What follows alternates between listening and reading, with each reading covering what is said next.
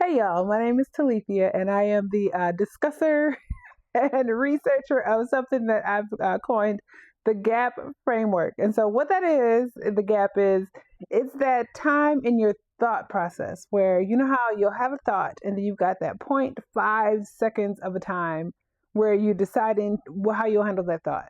That is what I've coined the GAP. Now, afterwards, we always have the action that we've decided to take, but the GAP is that tiny split-second decision that you make before you actually act on it.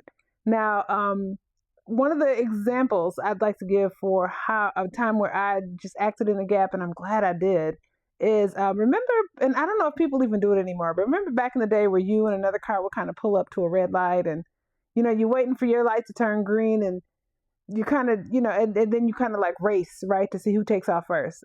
Do people still do that? I don't even pay attention anymore.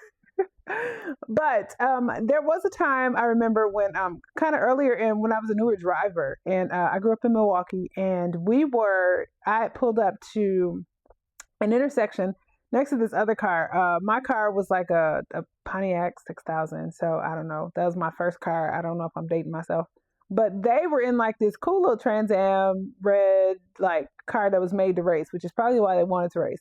So, the light was green, the light was red, and, they started revving their engine. So I started revving mine. And then the light turned green and they took off. And right before I did, my brain was like, that's stupid. So I didn't. They took off and they pulled out into the intersection. Right when they pulled off, another car ran the red light and crashed right into them. And oh my goodness, it was life changing watching that accident happen in real life. And, I just kind of, after, the accident was over and they were kind of in the middle of the intersection at the time, I wasn't really sure what I was supposed to do. I kind of just creeped around them. Cell phones weren't really a thing then. Cell phones were not a thing then. Um, and then I, kind of saw both drivers of both vehicles kind of get out and they were kind of, talking to each other. The one was yelling and screaming and the other guy was kind of wobbling a little bit, but I could tell that they were both kind of walking. They were moving. So then I just kind of took off. But that was definitely a time in my life where I was just like, no, I'm not doing it. And then I didn't act on.